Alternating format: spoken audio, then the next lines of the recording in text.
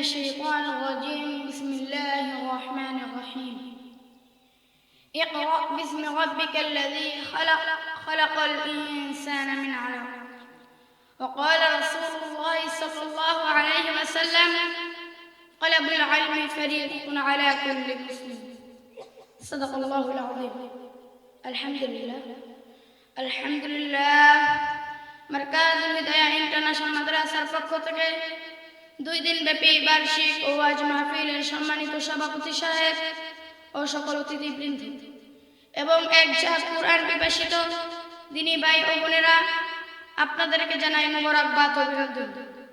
প্রিয় উপস্থিতি, আজ আমার আলোচ্য বিষয় হলো সুশিক্ষায় জাতির মেরুদণ্ড। প্রিয় উপস্থিতি, সুশিক্ষায় জাতির মেরুদণ্ড। যে জাতি যত শিক্ষিত সেই জাতি তত উন্নত। শিক্ষা হচ্ছে একমাত্র উন্নতির চাবিকাঠি। শিক্ষা ছাড়া কোনো জাতি উন্নতির উচ্চ শিখরে পৌঁছাতে পারে না। প্রিয় উপস্থিতি, এখানে কোন শিক্ষার কথা বলা হয়েছে? এখানে কোনো দুনিয়াবী শিক্ষার কথা বলা হয়নি। এখানে বলা হয়েছে ইসলাম শিক্ষার কথা, অর্থাৎ কোরআন শিক্ষার কথা। প্রিয় উপস্থিতি, যারা কোরআন শিক্ষায় শিক্ষিত হয় তারাই মর্যাদাবান হয়। প্রিয় উপস্থিতি, আমরা লক্ষ্য করলে দেখতে পাই দুনিয়ার শিক্ষার মূল উদ্দেশ্য হলো দুনিয়ার প্রতি মেহনত করা, আর ইসলাম শিক্ষার মূল উদ্দেশ্য হলো মানব জাতিকে অন্ধকার পথ থেকে আলোর পথে নিয়ে আসা। প্রিয় উপস্থিতি, উপর আলোচনা স্পষ্ট হয়ে যায় যে ইসলাম শিক্ষা ব্যতীত অন্য কোনো শিক্ষা জাতির মেরুদণ্ড হতে পারে না।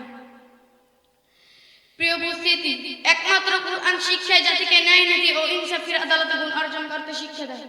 প্রিয় উপস্থিতি, যে শিক্ষা অর্জন করে হযরত আলী হযরত আসাদুল্লাহিল গালিব, যে শিক্ষা অর্জন করে হযরত ওমর হয়েছিলেন ফারুক আযম, যে শিক্ষা অর্জন করে হযরত আবু বকর হয়েছিলেন সিদ্দিক আকবর, যে শিক্ষা গ্রহণ করে হযরত ওসমান হয়েছিলেন জিন্নুরাইন, সেই শিক্ষা হচ্ছে একমাত্র জাতির মেরুদণ্ড। জোরে বলেন ঠিক না ঠিক? প্রিয় উপস্থিতি, অন্যদিকে যে শিক্ষা জাতিকে চুরি ডাকাতি করার শিক্ষা দেয়, এমনকি ইসলামী হুকুমের বিরুদ্ধে হুকুমত জমিনকে উৎখাত করতে চায়, উৎখাত করতে শিক্ষা দেয়, সেই শিক্ষা কোনোদিন জাতির মেরুদণ্ড হতে পারে না। প্রিয় উপস্থিতি, অতি দুঃখের সাথে বলতে হয় আজ ইসলামী এত শিক্ষা থাকার পরও 90% মুসলমানদের দেশে কিছু কিছু বুদ্ধিজীবী বানান মার্কা শিক্ষায় শিক্ষিত হয় আশরাফুল মাখলুকাতকে বানানোর সাথে তুলনা করে, এমনকি ইসলামী হুকুমের হুকুমত জমিনকে উৎখাত করতে চায়। আমি তাদেরকে পরিষ্কার ভাষায় বলে দিতে চাই, এখনো সময় আছে, সাবধান হয়ে যাও। কারণ এই দেশ উলামায়ে কিরামের দেশ, এই দেশ শাহজালালের দেশ, এই দেশ শাহপরানের দেশ, এই দেশ শামসুল হক রাহমাতুল্লাহি আলাইহির দেশ, এই দেশ আল্লামা মরহুম দেলোয়ার হোসেন সাঈদী সাহেবের দেশ।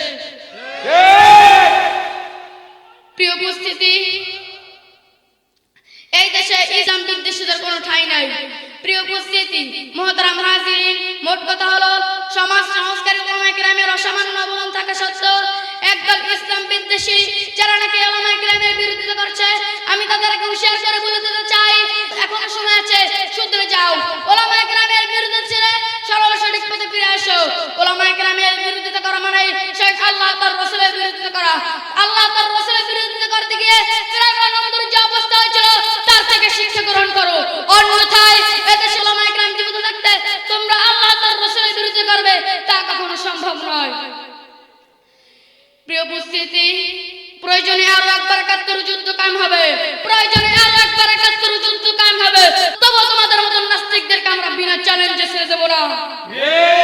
নারায়ে তাকবীর, নারায়ে তাকবীর। আল্লাহু আকবার। ইসলামের শত্রুরা সাবধান, দিন ইসলাম, দিন ইসলাম, নারায়ে তাকবীর। আল্লাহু আকবার।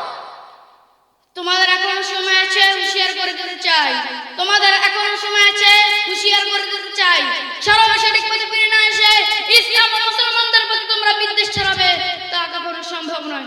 নাসরুম মিনাল্লাহি ওয়া ফাতহুন করিম। আসসালামু আলাইকুম ওয়া রাহমাতুল্লাহ।